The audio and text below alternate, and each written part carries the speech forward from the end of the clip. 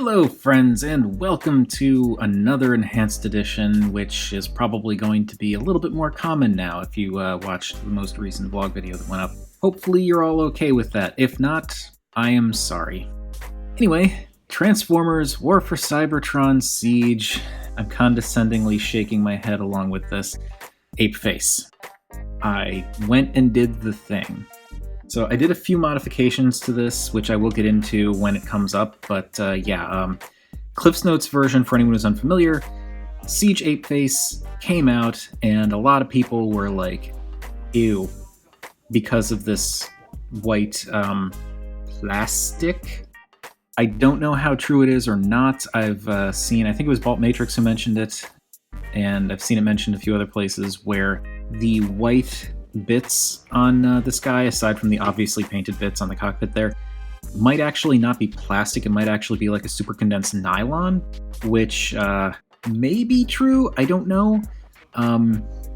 All I know is there are a couple of things about it that people were talking about. One, people were saying it feels really bad and really like low quality and brittle and all that. I don't understand where that criticism is coming from because it feels fine. Nothing on this guy feels overly brittle or crappy or bad in any way. So I don't really understand where the tactile criticism is coming from with regards to the white bits on this guy. I don't know. I can't convey it through a video because I can't let you all touch this thing to feel it for yourselves, but it feels fine. I don't understand why people are losing their minds over this stuff, because it's fine. It really is fine. Another thing that is the problem with the white bits on this guy is they absorb detail like Astrid and Finley absorb food. Like, it's white, but it's basically a black hole for molded detail.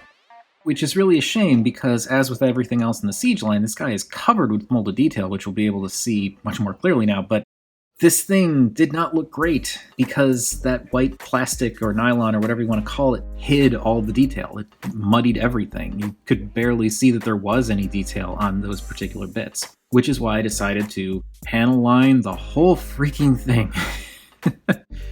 And it took a while. It took a few days worth of work, definitely several hours collectively. And then, of course, once it was done being lined, I had to go in and clean it up with the enamel thinner and all that. So it was a process. But that said, it does prove, I think, two things.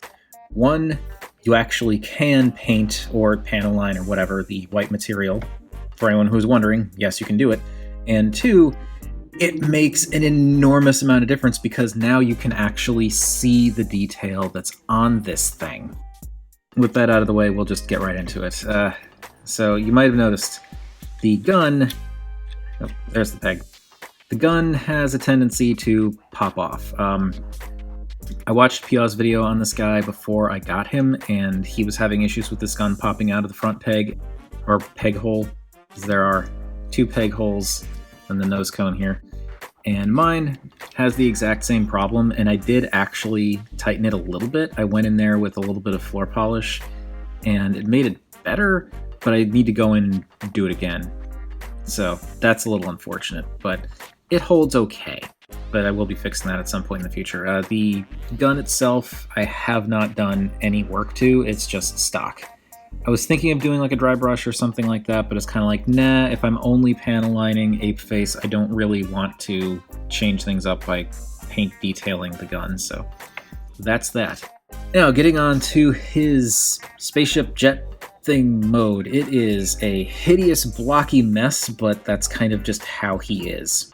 It would be nice if certain things either tucked away or hid a little bit better, so that it didn't just look like a square with the little nose cone and some wings on these sides there, but it's okay. It's passable.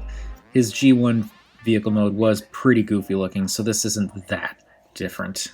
I mean, it is different. It's goofy. The original was goofy. It's fine.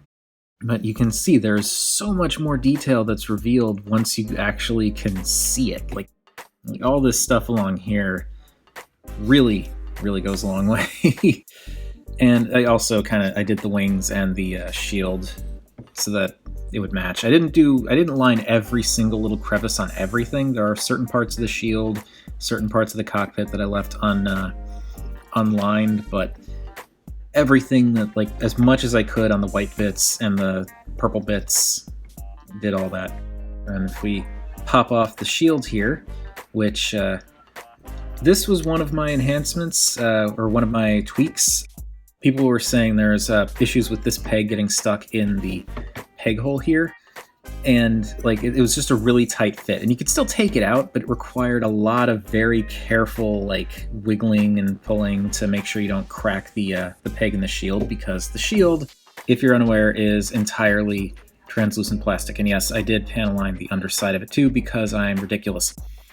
But yes, it's entirely clear plastic, which means that peg, a little bit on the brittle side, like it hasn't cracked on me, but it has broken off for a lot of other people. And I didn't want to have to keep extremely carefully and slowly pulling this out every time I transform the thing. So what I ended up doing was I went in with a small file and just went in and, went around filing down the inside of the peg hole, and then kept testing it with the shield and popping it in, popping it out, and just going back and forth until I got it to a point where it was snug enough that it wouldn't fall out on its own, but loose enough that I could pull it out without, having to very slowly work it out. And the reason I filed down the peg hole rather than the peg, because a lot of people suggest sanding down the peg, is because the peg width is fine for the other pegs on the figure. In particular, where I like to peg it in robot mode, so I didn't want to sand down the actual peg because then it may not have actually fit properly in the other peg holes, so that's why I filed that down. So anyway, shield out of the way, we can open up the cockpit, pull out the little head dude. Before we look at the head dude, I did also do the lining in and around the cockpit because, as I said, I am ridiculous. Bringing in the head fellow, I also did a little bit of lining on him, primarily in the legs, chest, and then a little bit on the sides. I did a little bit on the pelvis area too, but that kind of came off with the cleaning, and that's fine.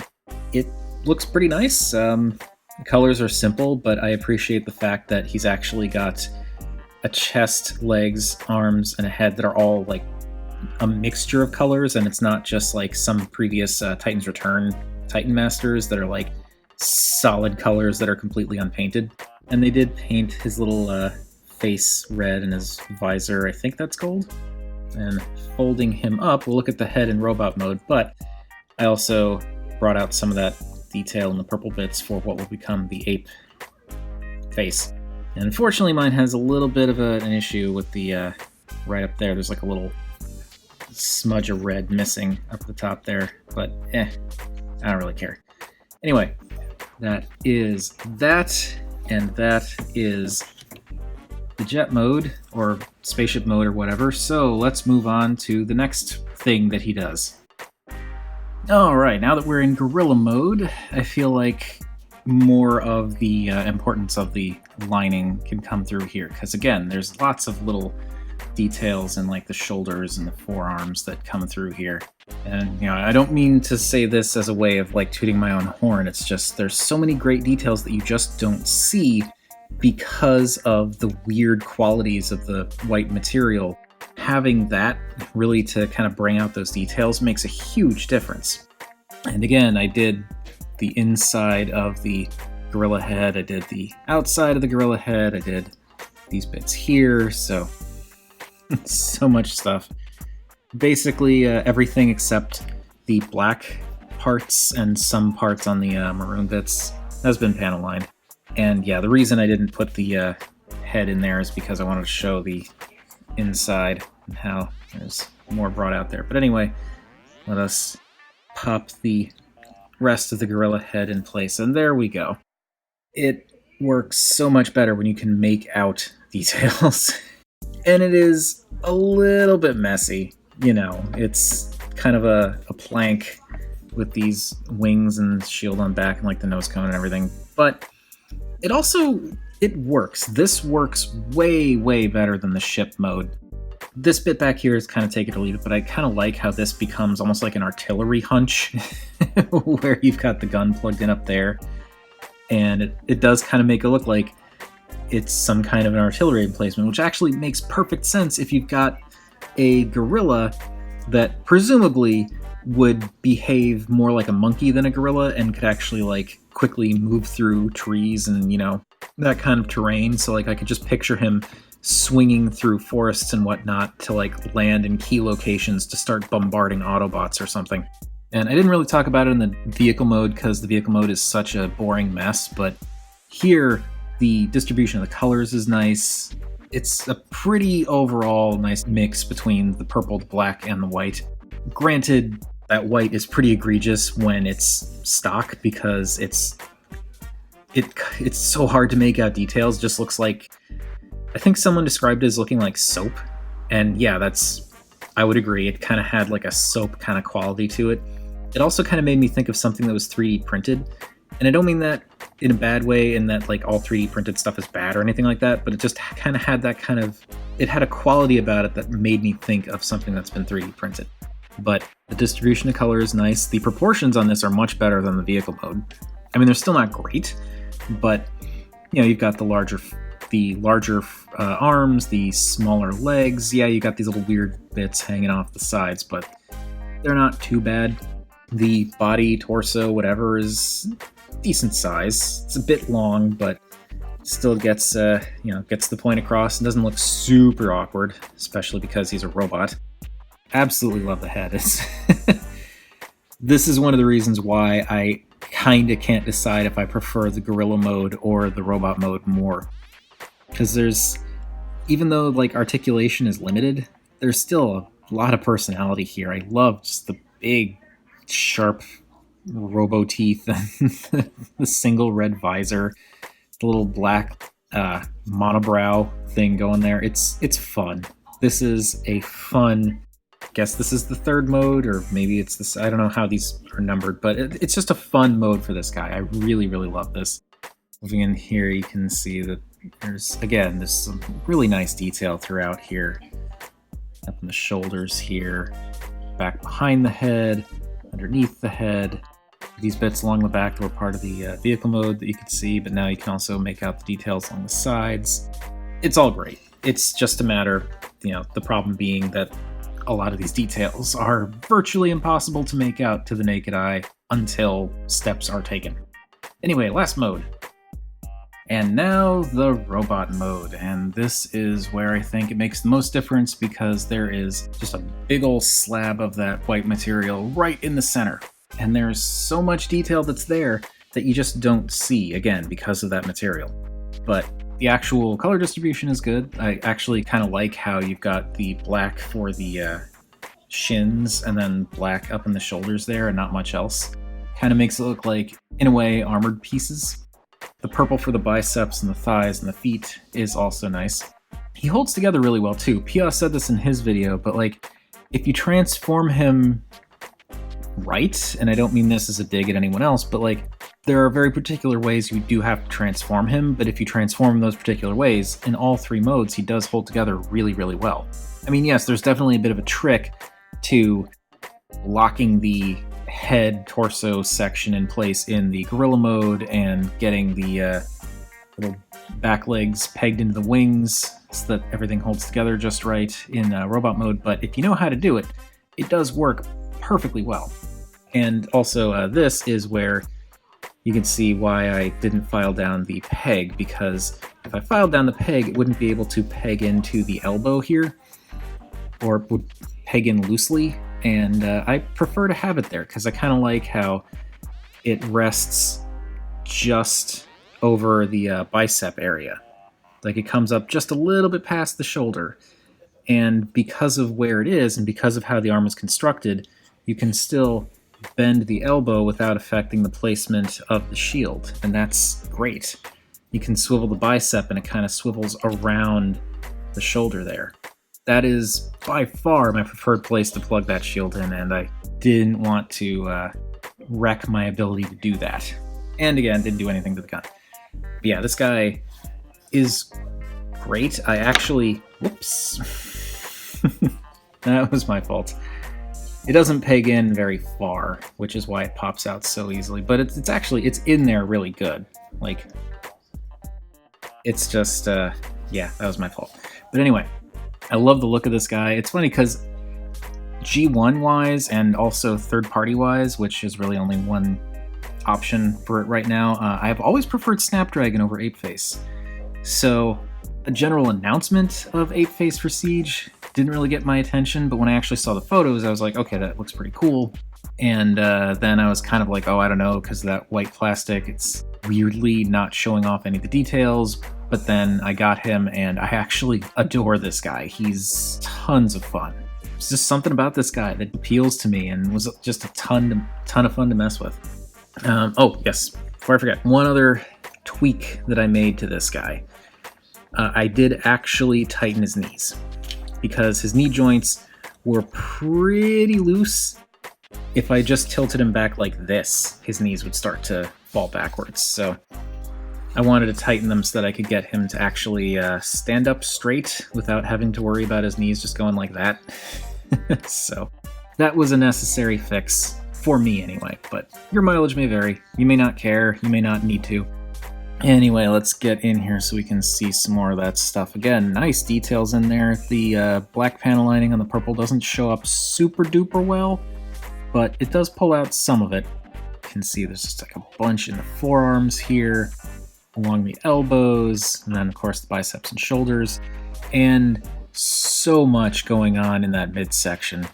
It's a shame that without treating it in any way, that plastic just hides all of this detail. There's so much sculpted detail in here I didn't even realize was there. I was looking at this thing while I was panel lining it with a magnifying glass that had a light on it. And some of this detail I didn't know was there until I put the panel lining fluid in there, and it just kind of started spreading out and like revealing a magic image. It's wild. And then we have the head, which is, as I understand it, pretty typical for Apeface. The red visor, silver faceplate, purple mask.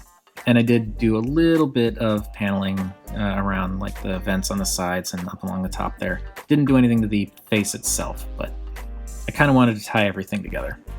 And you can see there's also a little bit of panel lining along the top.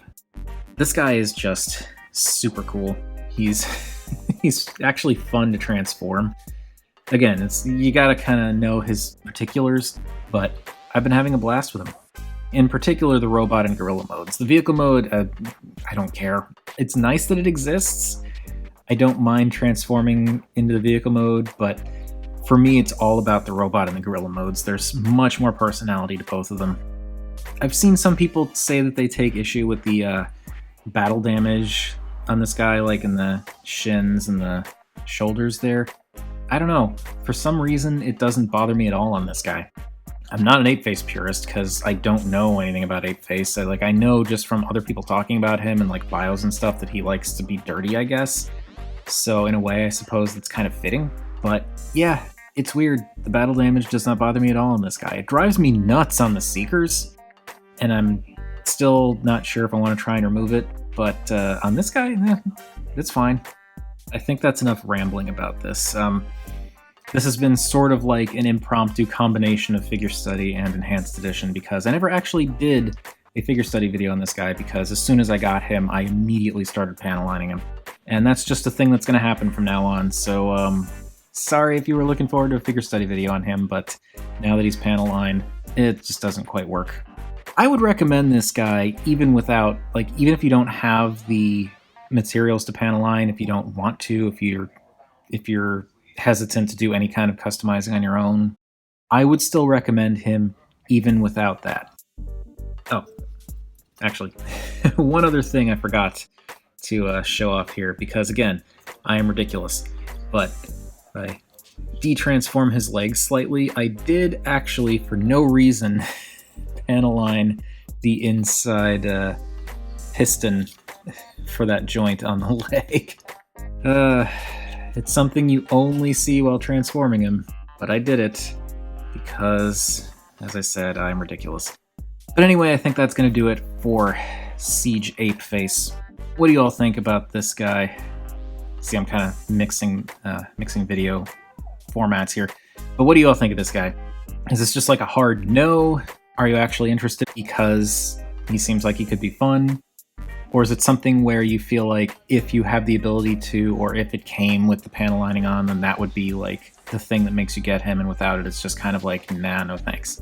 I'm also curious, if you do have Siege Apeface yourself, what do you think of the white material? Because, like I said, there's kind of that back and forth of some people saying it feels cheap and brittle, other people saying it feels completely fine.